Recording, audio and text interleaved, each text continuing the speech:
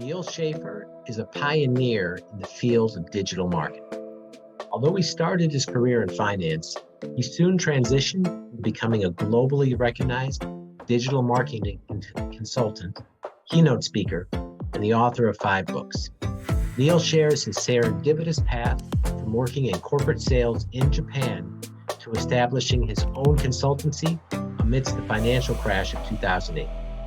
He delves into the evolution of social media marketing, the importance of strategy and education, and the tactical framework outlined in his latest book, Digital Threads.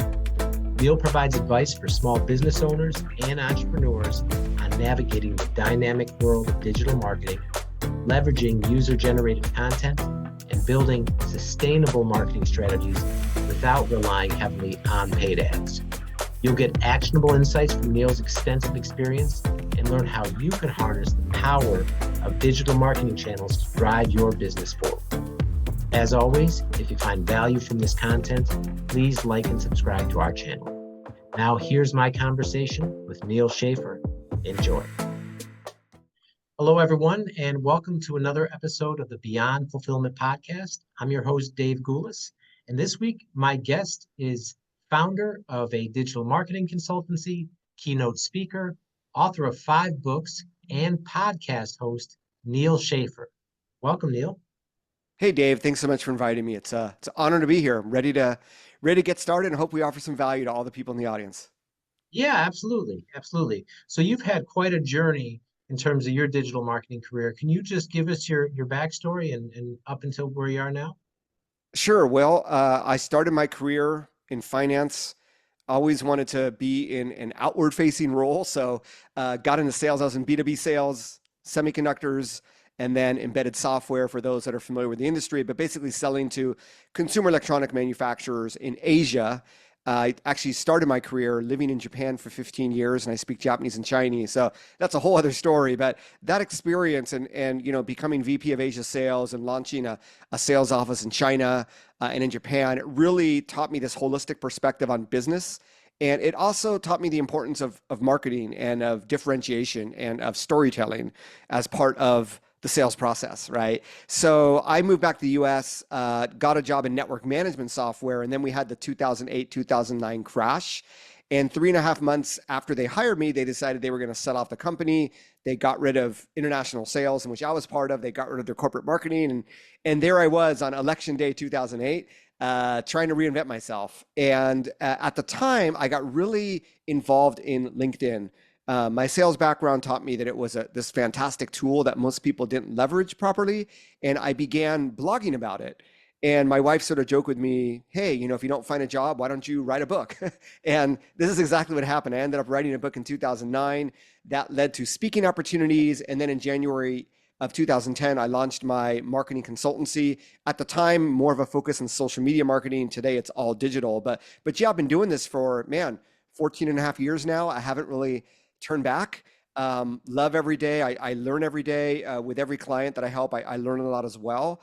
And, I work with a lot of large companies, but I also work with a lot of startups and founders. And really, it's the small business owners that at the heart of what I do, because that's me as well. So for the last 14 and a half years, I have my consultancy. Today, that's more of like a fractional CMO type of consultancy.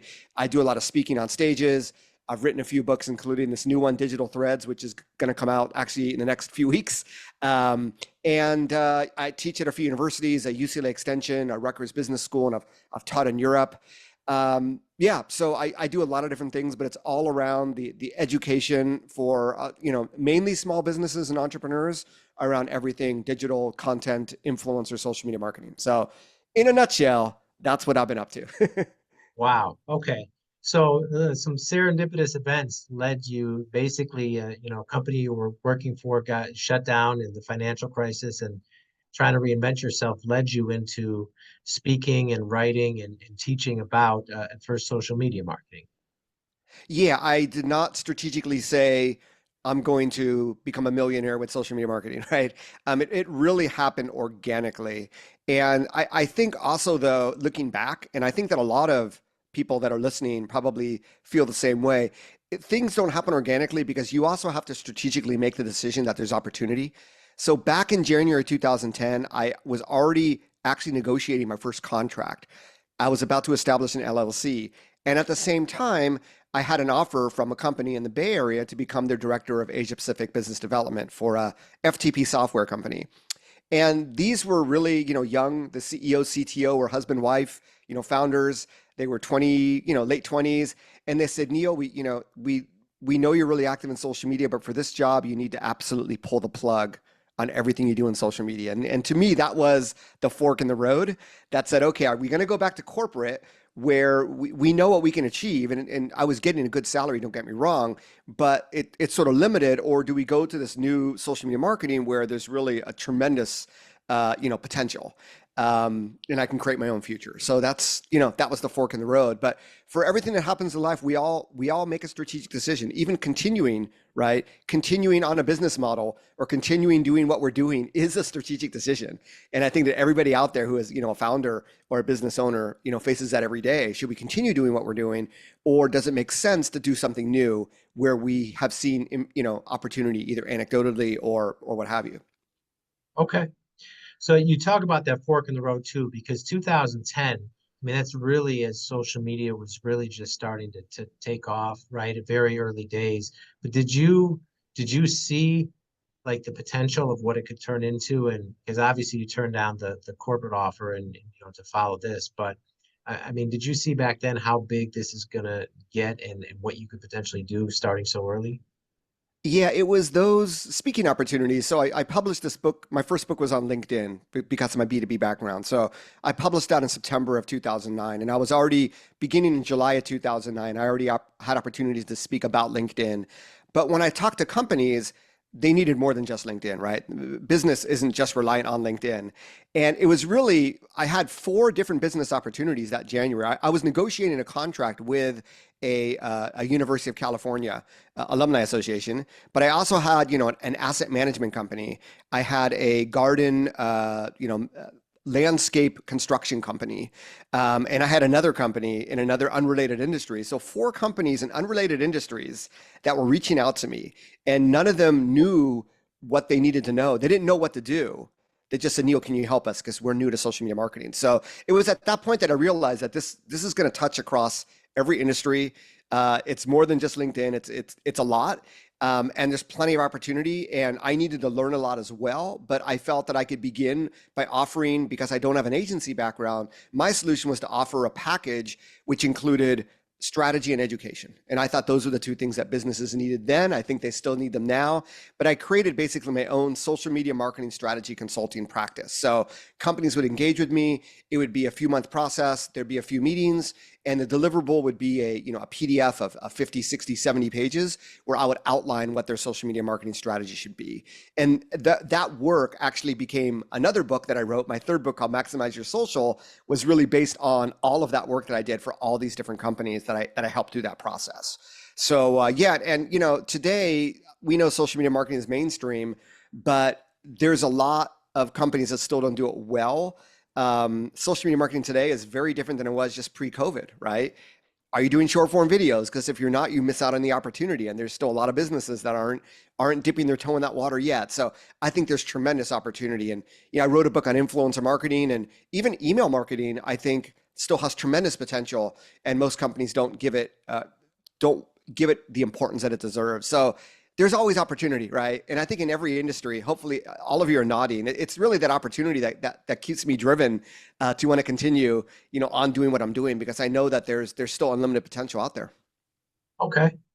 So now you talk about the way social media marketing has evolved, and even particularly since post-COVID. So for like other entrepreneurs listening, like to present day 2024, what should a small business, kind of a startup, and someone just growing, what should their marketing strategy focus on with regards to social media and other digital channels? Yeah, so this is exactly the topic of this book, Digital Threads, which I'm publishing. But to give you sort of a taste, this is exactly the type of client that I had when I published my last book, The Age of Influence, which was about influencer marketing. So I had a lot of businesses, some bigger, some smaller, reaching out to me. And this is, during COVID in 2020, saying they wanted help with their influencer marketing. But when I realized what they wanted to achieve, I also realized that maybe there were other ways to achieve it that were more cost effective or that would get better results. So that's what got me into not just social media, but all of digital marketing, things like SEO, link building, email marketing, marketing automation. And I realized that all of these like boring digital marketing channels, I saw them in a new way, and I see them with new potential. When everybody is just looking at TikTok, I think those boring old channels still have tremendous opportunity. So actually in my book, I really map out what every small business and entrepreneur should do in digital marketing. I think there's basically 3 different channels. Okay. And if we dumb all this stuff down to 3 channels, I think it begins to make more sense as to where you need to be. So the first is search. Now, we know that Google is still the king of search. Obviously, with AI, that's sort of changed the way we use search engines. So the verdict is still out on that. But YouTube is also a search engine. And for Gen Z, if you serve that market, TikTok is definitely a search engine for that market. So podcasting is another way to be found if you're an entrepreneur with a podcast, right? So there's all these different ways in which we get discovered. But in order to be known, we have to be on one of those networks. And in order to be on one of those networks, we have to publish content, right? And that's really, we need to be content driven in what we do. So that's the first approach, right? And I talk about building this library of content. And the library of content concept is really about showing the search engines that you are an expert in what you are. And by publishing enough content on a specific subject, it sort of kicks the algorithms in understanding your expertise. And it also gives you content that then you can repurpose across all these other channels that I'm going to get into. So I think that every business owner, entrepreneur should build that library of content. The great thing is with AI, it becomes even easier to do, but it has to be in your voice. So, I have a dedicated chapter on how to leverage generative AI in my book. I would not just like create, everything out of AI in thin air, because if you're an expert, you don't really need the AI, but it can help you outline things, structure things, find things to include that you might have missed, what have you. So that's the first part. Now that's the brand awareness, right? And that's, search engines, it's also social media. The next part is we need to get people on our email list, because we do not own social media. We do not own search engine algorithms. The only thing we own is our website.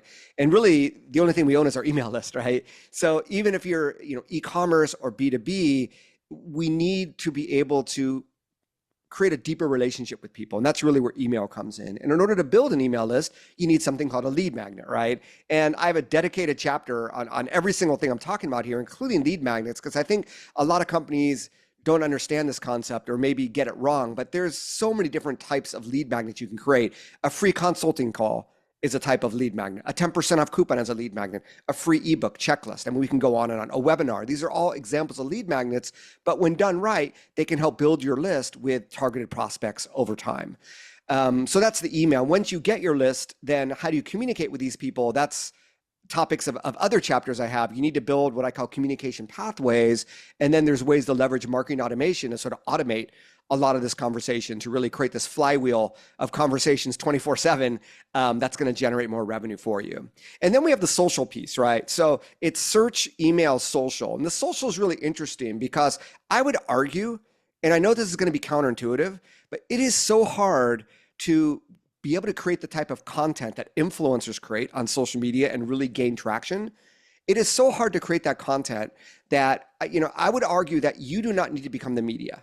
Now, I talked about creating content for like search engines and, YouTube, podcast, blog, that sort of cornerstone library of content. But when it comes to social media, that content's not evergreen. It's here today, gone tomorrow. And I've seen a lot of companies waste a lot of time on this hamster wheel of content, feeling that they always need to be producing content that gets less and less visibility in the algorithm. So I argue, okay, you're gonna have to hear me out on this. I argue that every company should have as close to a 100% user-generated content strategy as possible. User-generated content is also called UGC, but a customer testimonial, a customer review, a customer or you meeting with a customer and including them in the photo that you put on Instagram.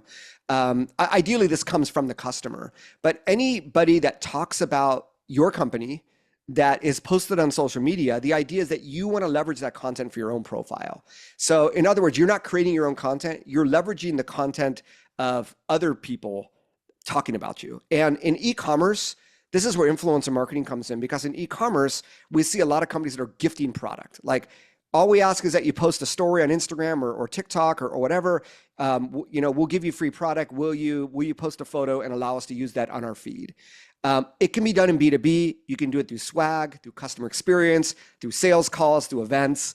But it's really trying to get a library of user-generated content and how to do it organically, how to create a more Instagrammable customer experience, or a UGC-friendly customer experience. And, every one of these topics, Dave, we could have like a separate podcast episode on.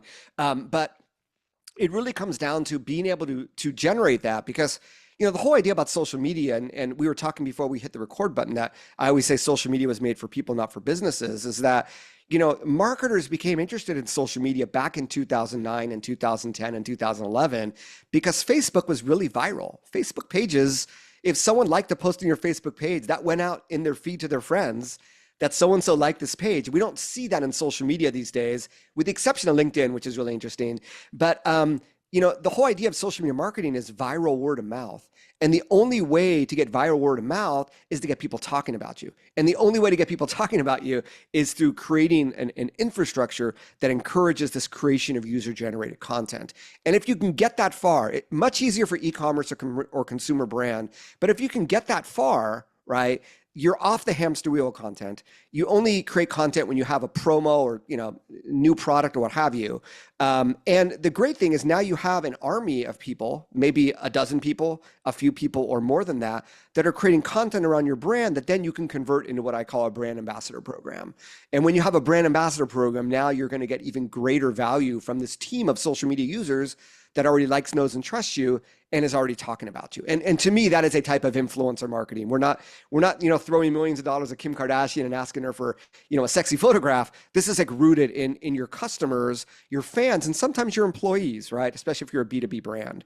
So to me, that is like the whole picture of how I see the search, the email, the social. And you'll notice that I did not mention anything paid, because you first want to get this organic engine going. And you can use paid Facebook ads, paid Google ads to accelerate this, but it's going to be crap in, crap out. If you don't have that infrastructure to begin with, the paid doesn't work as well. The more people you attract to your website through your blogs, the more people on your email list, the custom audiences, the retargeting audiences, it makes all the advertising more efficient, right? So, there's a role for paid. Too many companies, and it kills me. I've worked with small businesses where they were spending $10,000 a month on Google ads with zero ROI. It kills me, right? And I don't know if it was an agency recommendation or maybe the CEO thought it was a good idea, but I just see so much waste, Dave, in the world of small business marketing. And that's what really drives me, to do what I do. Now, ads are immediate, right? But it's immediate on, immediate off. Everything else I talk about here you're building asset over time. So if you have a 6 to 12 month, runway, that's plenty to be able to get this modern marketing machine that I talk about in Digital Threads in place. In my world, a personal brand is invaluable. A year ago, Easy DC was brand new with just a couple of customers and no online presence. Then I found Hicks Marketing. They helped me amplify my personal brand, build a solid content strategy, publish my podcast, and 10x the number of customers we serve, all in less than 1 year. Do you need a marketing partner who gets you and cares about your success? Reach out to Alicia at hicksmarketing.com for more info and tell her Dave Goulas sent you. Now, I know that was a lot to consume, but I wanted to give you like the whole picture, because I'm sure you would have asked, well, you talked about SEO, what about social? But in a nutshell, if you're not doing anything that is related to anything I talked about there, you're probably wasting your time. So hopefully that serves as good advice. Yeah, that's very comprehensive advice. That's a whole lot to digest there. And you mentioned too, right? And I was going to ask you, and then you went into it just in terms of like how many businesses these days are making that mistake of just rushing right to paid without having the whole organic strategy in place. Too many. Too And, many. I've worked with small businesses where, they just wanted to throw, and once again, it's usually like $5,000 to $10,000. Just every month, they're going to throw $5,000 at Facebook ads, right? Even e-commerce companies where we had greater ROI from, let's say, Amazon ads, they still wanted to pursue Facebook ads for brand building, right? So the problem is that the small business owner does not have the budget to hire like a CMO. Obviously, they sometimes hire a fractional CMO, but often the marketing help at these companies is more junior, or their experience is only on certain networks, right? Like the person knew Facebook pretty well, but maybe they didn't know Pinterest, maybe they didn't know TikTok, or maybe they didn't know LinkedIn, and those networks were more valuable. So I find it's just the system of where you hire someone to do your marketing is often limited by their knowledge, their experience, and often they want to show their value. So, and they want to stay on for a long time. So they don't necessarily make the best strategic decision, and the CEO doesn't have enough knowledge to be able to say, hey, I think we should try this. So really what I'm hoping, Dave, with Digital Threads is that the business owner, the entrepreneur, can read it, buy into it, send it over to that agency, send it over to the marketing manager, or the freelancer, whoever they're working with, have them read it and really implement according to that advice. And I think that alone is gonna solve a lot of the waste that I see. Okay. And speaking of being efficient and reducing waste, another thing too I've seen on your website too is you talk about that you're always operating in the Kaizen philosophy, and you obviously lived in Japan for 15 years. How much do you think that experience has helped you in terms of, because you look at how efficient you are with all the different platforms you're on and how you leverage different digital channels, like how do you think that experience has shaped you as an entrepreneur? I think it was a combination of Kaizen, living in Japan 15 years, but also B2B sales, where I had a boss who was global VP of sales, and he came from PTC. And I don't know how many of you know PTC, but their sales team in terms of IT sales, if we talk about 0 to 100 on the aggressive, level, they were like, oh, way over 100, right? So I worked in a very, very intense B2B sales environment where you were only as good as your sales last quarter. And in fact, you weren't even good as them, because then you had to build pipeline for the next one, right? So you couldn't live on what you did in the past. Always had to be hustling. And it was all driven by numbers. You couldn't lie about your performance. Now, we'd have debates over, Neal, I want you to take this off the pipeline. I don't think it's going to close. It's like, no, no, boss, it's going to close. We could have those conversations. What I found with marketing is that, especially in the early days of social media, there was so much fluff, right? And it's funny, I'm working on my weekly newsletter, and there was an article about marketing leaders and the biggest challenges. What are the things they're focusing on? And the number one thing was brand awareness. And I'm thinking, if I'm a small business owner, I don't want brand awareness, man. I want sales, right? So it is very much this B2B sales driven approach that's based on numbers, not fluff. That's always driven me. So you combine that with the Kaizen, or PDCA, and the name of my company is PDCA Socials. It's Plan, Do, Check, Act. Professor Edwards Deming, the godfather of quality control, I actually learned about him in Japan when I worked for the semiconductor manufacturer. And it's always just on a regular basis. It's treating all of this as an experiment and getting data to prove, did this work or not, right? So, I do this on a monthly basis. I have these monthly tasks, and on other things I look at more frequently. But I just made the decision recently, looking at my Google Analytics, X is just not delivering the traffic and, leads that it used to, but Pinterest is doing great. And now I can also post the threads. And maybe I want to focus more on topics more related to my book than other topics that don't perform as well. So everything in marketing to some extent can be data driven, but you need to get the data. Like the $10,000 a month with zero ROI, you wouldn't know that until you actually got the data. But it's really just this endless pursuit of improvement, of trying to do better next month than we did this month, or next year than we did this year, or quarter by quarter. That is like the sales background, but it's also just, in pursuit of excellence. I mean, we only have one chance at this thing called life. And I think, everybody would like to be a overperformer rather than less of a performer. And it's just, being serious about the craft. It's almost like a samurai approach, that this is a lifelong learning experience. And I want to take every day as a learning opportunity and see what I can do to further improve upon that, of sharpening the axe or the knife or the sword, so to speak. So that's probably very Japanese influence, but that's what drives me. And I think it drives a lot of other people. It definitely drives the entrepreneurs and business owners, but it's really taking that data and understanding what to look for, and then how to improve upon what you're doing in marketing with that data. Okay. That's excellent advice for sure. Okay, the new book is called Digital Threads, and when does that come out? Where can people buy it? So for this book, I am doing a very unorthodox approach. I'm actually doing a Kickstarter launch first, to allow people to order like signed editions, get special discounts, book like 30-minute, 1 hour like coaching calls with me, which I don't offer on my website. So that Kickstarter is currently in pre-launch. I expect to actually launch it next week, so mid-July. I expect by the first week of August, it'll be done. And then it'll definitely be in Amazon in the stores. If you don't want to take part in the Kickstarter, it'll definitely be in the stores no later than October 1st. So probably sometime in September. Okay. And if people want to get in touch about your fractional CMO services or speaking engagements, what's the best way that people can reach out to you? Sure. Well, I'm Neal Schaffer everywhere. So nealschaffer.com. That's NEALSCHAFFER. There's contact forms. You could find out more information about all these different services. And for the Kickstarter, it is nealschaffer.com/Kickstarter. If you want to go check that out. Okay. We'll link all that in the show notes for everyone. All right. Well, Appreciate Neal, it. thank you so much for taking the time to be here. I had a great time, enjoyed our conversation. Uh, Best of luck to you in all your endeavors. That's all the Oh, well, time we thank have you. for I'm, now. I'm happy to serve, and I hope this serves all of the listeners well. Okay. Excellent. That's all the time we have for now. We will see you next time.